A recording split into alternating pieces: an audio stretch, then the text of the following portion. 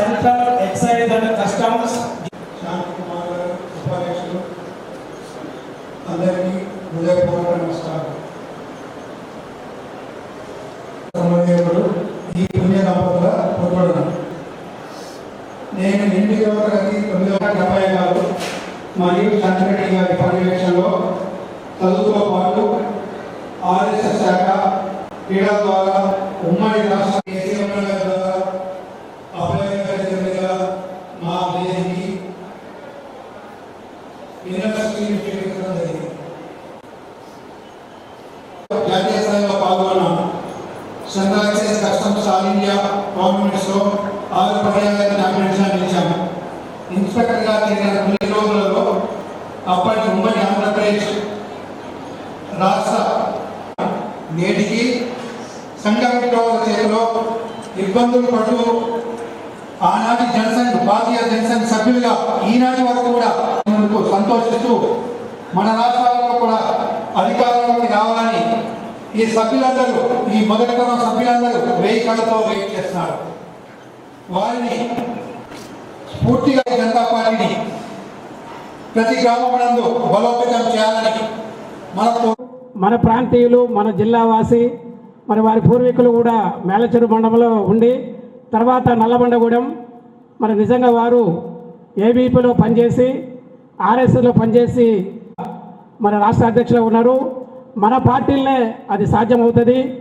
వారు దానగుణం ఉన్నటువంటి కుటుంబం.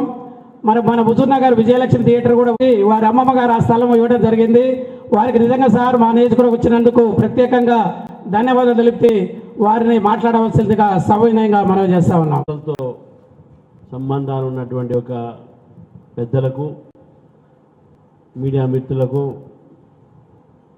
ఈ కార్యక్రమం నిర్వహిస్తున్నటువంటి నిర్వాహకులు, సుధాకర్ రెడ్డి గారు ఒక ఐఆర్ఎస్ అధికారిగా రిజైన్ చేసి భారతీయ జనతా పార్టీలో చేరడం కోసం నా దగ్గర వచ్చినప్పుడు అప్పుడు చెప్పాడు, నేను కూడా ఈ ప్రాంతం వాసినే సార్, గడ్డిపల్లి ఆ ప్రాంతంలో మా ఊరు, నేను పార్టీలో చేరుతాను అంటే చాలా సంతోషం అనిపించింది. ఎందుకంటే వాస్తవానికి దక్షిణ తెలంగాణలో భారతీయ జనతా పార్టీ చాలా అంత పెరగలేదు, పెరగాల్సిన అవసరం ఉన్నది అని చెప్పి ప్రజల్లో ఆ భావన వచ్చిన నేపథ్యంలో వారు పార్టీలో చేరడము ఇది శుభ సూచకం. ఎందుకంటే చదువుకున్న వాళ్ళు, విద్యావంతులు, దేశం కోసం కొన్ని సంవత్సరాలు సేవ చేసి సమాజ సేవ కోసము రాజకీయాల్లో రావడము, దేశ సేవ కోసము రాజకీయాలు రావడం అనే ఆలోచన ఏది ఉందో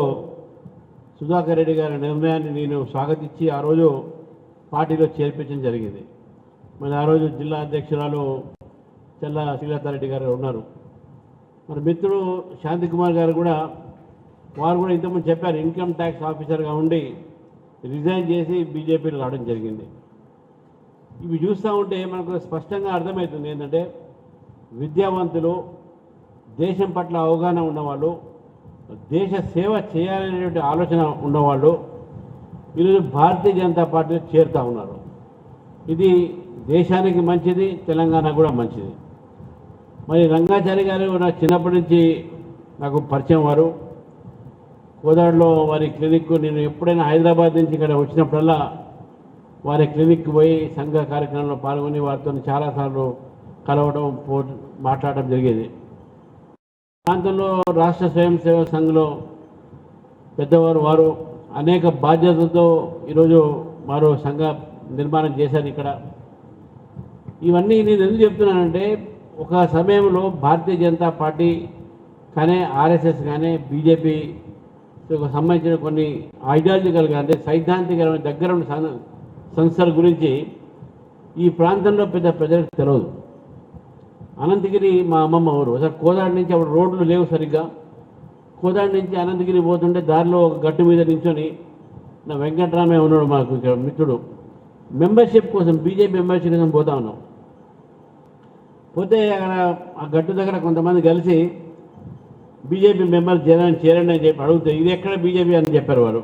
ఎక్కడ ఈ పార్టీ ఎక్కడిది అన్నారు. ఆ పార్టీ ఎక్కడిది అని అంటే వాళ్ళకి చెప్పడం సరే, మనం చెప్పే వరకు ఆ బీజేపీ అంటే వాళ్ళకి తెలియదు. అప్పుడు ఇది 1980s ఆ ప్రాంతంలో చెప్తున్న విషయం ఇవన్నీ. తర్వాత అదే ఊరు అనంతగిరిలో కూడా ఒకసారి చంద్రరావు గారు నాకు ఇక్కడ కలిసి, అప్పుడు ఫస్ట్ టైం ఎంపీ ఎలక్షన్స్ అయిన తర్వాత, బాబు మన ఊళ్ళో బీజేపీ లేదు, కానీ డబ్బాలు ఇరుపుతే నాకు చాలా ఆశ్చర్యం అనిపించింది. 86 ఓట్లు బీజేపీకి పడ్డాయా అన్నాడు ఆయన. చంద్రబాబు గారు అన్న మాట ఇది. నేను ఆశ్చర్యపోయాను. అంటే పార్టీ అక్కడ ఎవరు తెలియని పార్టీ, అక్కడ 86 సీట్లు ఓట్లు వచ్చినాయి.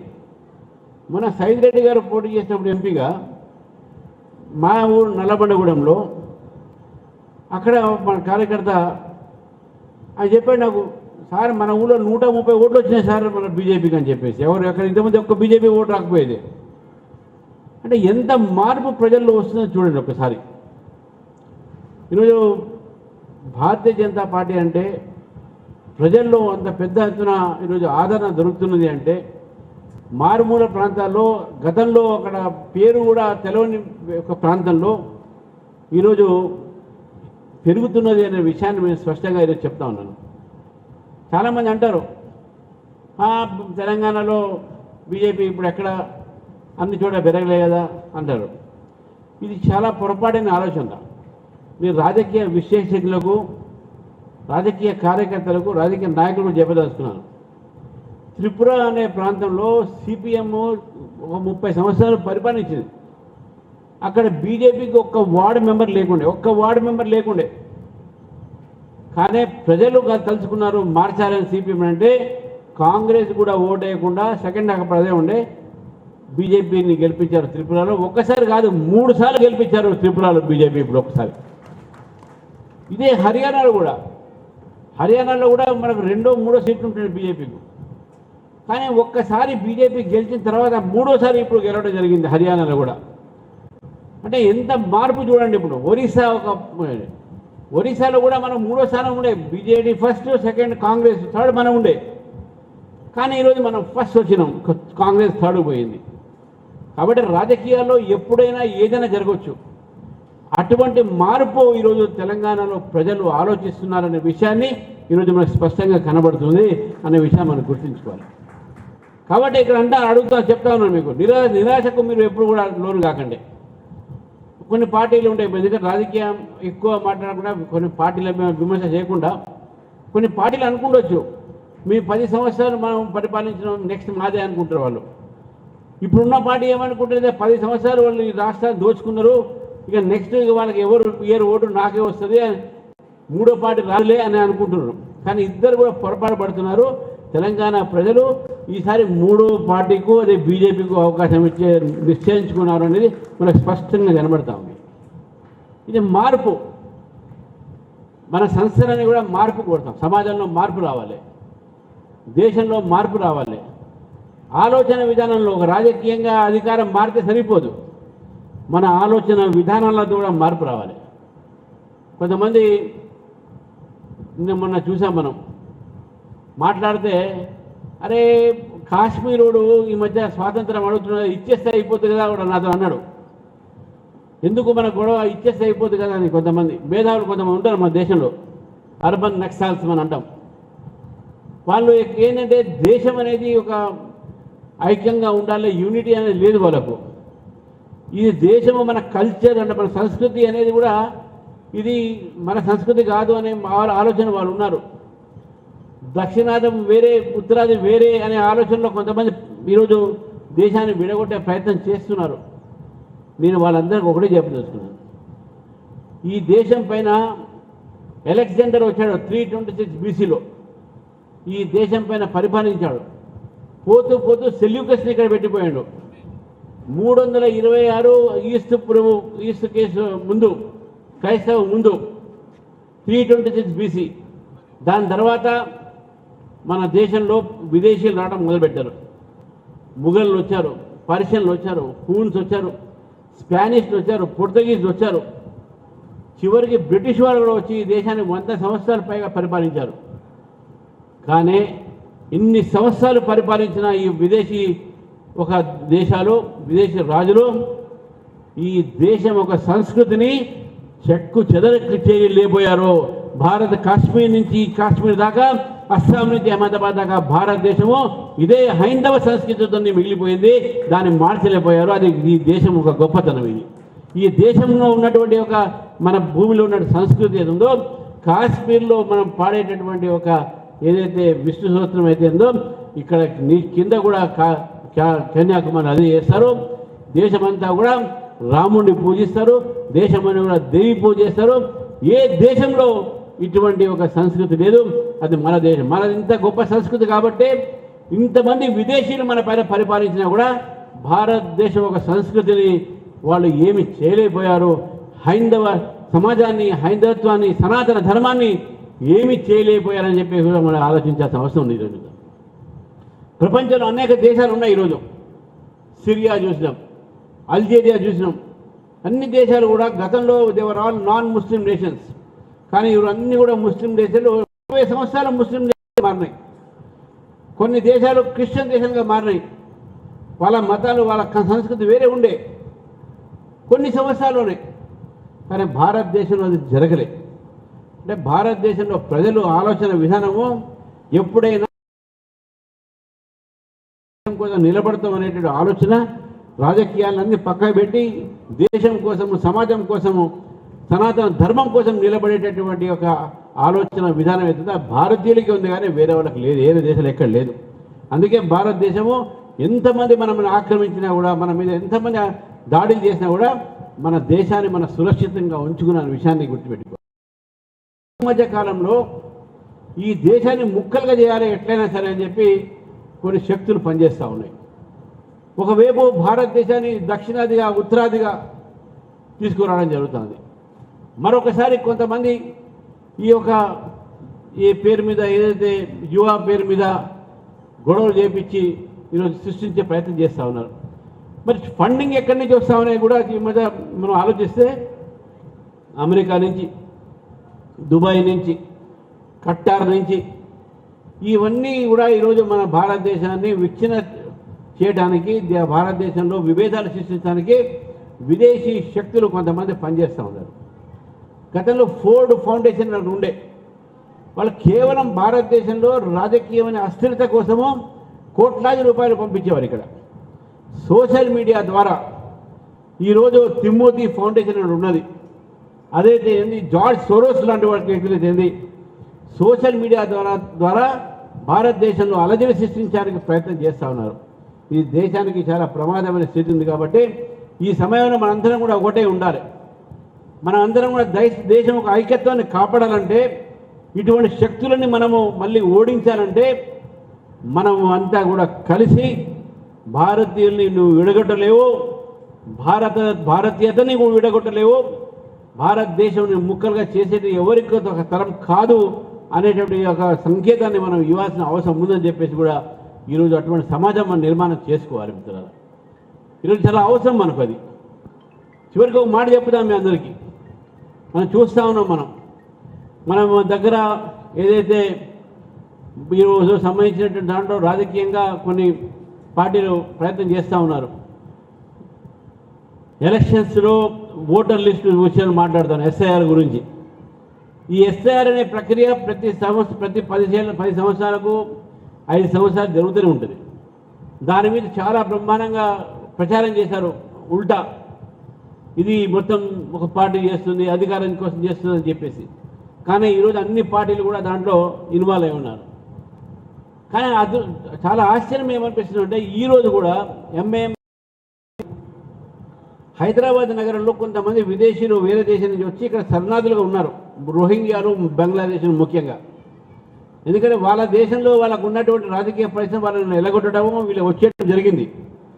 ఇక్కడ శరణార్థులుగా ఉంటూ శరణార్థులుగా ఉండాలి. కానీ శరణార్థులు కాకుండా వాళ్ళకు ఓటర్ లిస్టు పేర్లు రావాలి, మేము ఈ దేశంలోనే అన్ని రేషన్ కార్డు తీసుకోవాలి, ఆధార్ కార్డు తీసుకోవాలి, ఈ దేశం మీద మేము బతకాలి అనేటువంటి ఆలోచనతో కొంతమంది వాళ్ళకు సహకారం కూడా అందిస్తూ ఉన్నారు. అందులో భాగంగానే ఎంఐఎం పార్టీ ప్రభుత్వం మీద ఒత్తిడి పెట్టి ఫ్యామిలీ రిజిస్టర్ సర్టిఫికేట్ అనేది ఎఫ్ఆర్సి అని చెప్తుంది. ఇది కొత్త ఎక్కడ కూడా లేదు. మన హైదరాబాద్లో ఇది తెలంగాణ తీసుకువచ్చి ఈ ఫ్యామిలీ రిజిస్ట్రేషన్ సర్టిఫికేట్ ద్వారా రోహింగ్యాలని, బంగ్లాదేశ్లని, పాకిస్తాన్ ఓవర్ స్టేట్ వాళ్ళని ఈరోజు మన హైదరాబాద్లో ఉన్న ఓటర్ లిస్టులో వాళ్ళ పేరు పెట్టుకునే ప్రయత్నం చేస్తున్నారు. దీన్ని ఎటువంటి ప్రయత్నం ఒప్పుకునేది లేదు. మన భారతదేశము సతరం కాదు ఇది. ఎవరు పడితే వాడు వచ్చి ఇక్కడ ఉండి ఇక్కడ పని చేయడానికి. భారతదేశం భారతీయుల కోసం ఉన్నది. ఇది ఎవరైనా నిజంగా బయట నుంచి దేశాల నుంచి వస్తే ఇక్కడ పౌరసత్వం కావాలంటే దానికి ఒక ప్రొసీజర్ ఉంటుంది, చట్ట ప్రకారమైన కొన్ని నిబంధనలు ఉన్నాయి దానికి. ఆ నిబంధనలు పడడం వల్ల వాళ్ళకు పౌరసత్వం వస్తుంది. కానీ అక్కడి నుంచి పారిపోయి వచ్చి అక్కడ గతి లేక ఈడుకొచ్చి ఇక్కడ ఉండి మన మీద బతుకుతారంటే అది ఊరుకునేది లేదు. కాబట్టి స్పష్టంగా ఈ ఫ్యామిలీ రిజిస్ట్రేషన్ సర్టిఫికేట్ ఏదో ఇది రాష్ట్ర ప్రభుత్వం ఇచ్చినటువంటి ఒక ఉత్తర్వు ఏతుందో దీన్ని తీవ్రంగా మనం ఎదిరించాల్సిన అవసరం ఉన్నది. మీ దగ్గర కూడా అందరిని అడుగుతా ఉన్నాను, కోరుతా ఉన్నాను, ఎస్ఐఆర్లో మీరు జాగ్రత్తగా ఉండండి. పట్టణ ప్రాంతాల్లో చాలామంది దొంగ ఓట్లు ఈ విదేశీయులని ఉంచే ప్రయత్నం చేస్తున్నారు. ముఖ్యంగా బంగ్లాదేశ్ నుంచి వచ్చిన వాళ్ళు, రోహింగ్యా వాళ్ళు, మీకు తెలియదు, వాళ్ళు మళ్ళానే ఉంటారు వాళ్ళు కూడా. కానీ ప్లంబింగ్ పని చేసుకుంటూ ఆ పని చేసుకుంటూ ఉండి ఇక్కడే ఉండి ఎవరినో పట్టుకొని ఆధార్ కార్డు తీసుకొని ఈ దేశం కింద మా చేసి చలాయిస్తారు. మళ్ళీ ఎప్పుడైనా గొడవలు వస్తే గొడవలు సృష్టించే ప్రయత్నం కూడా వాళ్ళు చేస్తారు. ఇది జాగ్రత్తగా మన అందరం కూడా ఉండాల్సిన అవసరం ఉంది మిత్రులారా. చివరికి ఒక మాట చెప్పి నేను ముగిస్తాను. ఈరోజు ఈ యొక్క కార్యక్రమంలో అనేక సంవత్సరాల నుంచి పనిచేసినటువంటి చాలామంది ఇక్కడ ఉన్నారు. నేను వాళ్ళని చూస్తూ ఉన్నాను. ఇక నుంచి ఈరోజు నిస్వార్థంగా పనిచేసినటువంటి ఒక కార్యకర్తలు ఉన్నారు, నిస్వార్థంగా పనిచేసేటువంటి కార్యకర్తలు. ఎందుకంటే ఒక సిద్ధాంతంని మనం నమ్మినాం కాబట్టి ఆ సిద్ధాంతాన్ని నమ్మి చాలామంది ఆశ్చర్యపోతారు. నేను లాస్ట్ టైం నేను మల్కాజీలో పోటీ చేసినప్పుడు ఒక ఇంటికి పోయాను. నేను పోటీ చేసినప్పుడు అడిగారు నన్ను, సార్ మీరు ఎప్పటి నుంచి ఉన్నారు సార్ ఈ పార్టీలోని అంటే విద్యార్థి వ్యవస్థ నుంచి 1977 నుంచి ఇందులో పనిచేస్తున్నాం సార్, ఏబీపీ నుంచి బీజేపీ. అట్లనే సార్ మన పార్టీ మారలేదు సార్ మీరు అంటున్నాను. అంటే పార్టీ మారడం అనేది ఒక న్యాచురల్ ప్రాసెస్ అనుకుంటున్నాను. ఇక్కడ ఉన్న కార్యకర్తలందరూ కూడా చూస్తున్నాను. మనం పార్టీ మారకుండా సిద్ధాంతాన్ని నమ్మి రాజ్యాధికారాన్ని కేవలం దేశ శ్రేయ కోసం తీసుకురావాలనేటంటో మనం ఆలోచిస్తూ ఉన్నాం. కాబట్టి ఈరోజు ఇంత పెద్ద మహత్వమైన కార్యక్రమాల్లో కొత్త వాళ్ళు కూడా మన పార్టీలో రావాల్సిన అవసరం ఉన్నది. కొత్త వాళ్ళంటే చాలామంది ఈరోజు వేరే పార్టీ ఉన్న వాళ్ళు కూడా మనం ఒక సిద్ధాంతం నచ్చి మోదీ గారి విధానాన్ని నచ్చి మన దగ్గరకు వచ్చే ప్రయత్నం చేస్తూ ఉన్నారు. వాళ్ళందరూ కూడా మనం కలుపుకోపోవాలి. అందరూ కూడా పార్టీలో మనం ఆహ్వానించాలి. పార్టీలో ఆహ్వానించిన తర్వాత పార్టీ పెరిగే అవకాశాలు ఎక్కువ ఉంటాయి. కాబట్టి ఎవరు కూడా మన పార్టీలో వస్తానంటే ఎవరిని కూడా మనం ఆపాల్సిన అవసరం లేదు. అందరిని రానియాలి. అందరికీ మనం ఒక కార్యక్రమంలో పార్టిసిపేట్ చేయిస్తూ మనం ముందుకు పోయి ఈ ప్రాంతంలో కూడా జాతీయ భావాన్ని బలోపేతం చేయాల్సిన అవసరం ఉన్నది. ఒక రాష్ట్ర స్వయం సేవక సంఘం చేసే ప్రయత్నము అది కొంత అయితే సామాన్యుడు ప్రజలు కూడా ఈరోజు ఆలోచించాల్సి ఉంది. కాబట్టి రాజకీయ క్షేత్రంలో ఉన్నట్టు మనము ఈరోజు ఆ జాతీయ భావాన్ని పెంచే ప్రయత్నంలో కొత్త వాళ్ళను కూడా పార్టీలో తీసుకువచ్చి ఈ ప్రాంతంలో జాతీయ భావాన్ని పెంచి ముఖ్యంగా భారతీయ జనతా పార్టీని కూడా పెంచితే తప్పకుండా నాకు పూర్తి నమ్మకం ఉంది. దక్షిణ తెలంగాణలో కూడా భారతీయ జనతా పార్టీ మంచి ఆదరణ ఉన్నది. ఈరోజు సుధాకర్ రెడ్డి గారు కానీ శాంతి కుమార్ గారు ఇద్దరు కూడా మహబూబ్ నగర్, నల్గొండ ఉమ్మడి జిల్లా, మరి ఉమ్మడి జిల్లా సంబంధించిన ఈ రెండు కూడా దక్షిణ తెలంగాణలో వచ్చే భాగాలు. ఇవన్నీ అంత మేధావులు విద్యావంతులు పార్టీలు చేరుతున్నారంటే పార్టీ పట్ల ప్రజలు చూస్తూ ఉన్నారు. ఒక ఆలోచన ప్రజల్లో ఉన్నది. తెలంగాణలో ఒక 10 సంవత్సరాలు మనం ఒక బీఆర్ఎస్కి ఇచ్చినాము, చూసినాము ఏమైంది అనేది.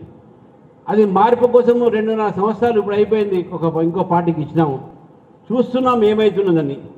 కాబట్టి ఈ రెండింటికి ఇచ్చినాం కదా, ఇంకొకసారి అవకాశం బీజేపీకి ఇస్తామనే ఆలోచన ప్రజల్లో ఉన్నది. ఆ దిశలో మనందరం కూడా పనిచేసి ప్రజలకు మమేకం చేసుకుంటూ ముందుకు పోతే నాకు పూర్తి నమ్మకం ఉంది. రానున్నటువంటిగా 2028 తిరిగి ఎన్నికల్లో ఇక్కడ డబుల్ ఇంజన్ సర్కార్ బీజేపీ ప్రభుత్వం వస్తుందని చెప్పి పూర్తి నమ్మకం ఉంది. ఈ ప్రాంతంలో కూడా అనేక స్థానాల్లో కూడా భారతీయ జనతా పార్టీ గెలుస్తుందని చెప్పేసి నా నమ్మకం ఉంది. ఈ యొక్క అవకాశం ఇచ్చిన సుధాకర్ రెడ్డి గారికి, ఎందుకంటే ఇది రాజకీయమైనటువంటి మీటింగ్ కాదు, కానీ నేను రాజకీయ పార్టీ అధ్యక్షుని కాబట్టి కొంత రాజకీయం మాట్లాడకపోతే బాగుండదు. కాబట్టి కొంత నా ఒక స్వార్థం కూడా దీంట్లో ఉంది. కాబట్టి ఇంతమంది పాత వాళ్ళు చాలామంది వచ్చారు. అందరికీ కూడా నేను పేరు పేరున ధన్యవాదాలు తెలుపుతూ ఇంత వర్కింగ్ డే అయినా కూడా పెద్ద సంఖ్యలో మీ అందరూ వచ్చారు. మీ అందరికీ ధన్యవాదాలు. భారత్ మాతాకి జై. సూర్యాపేట జిల్లాలో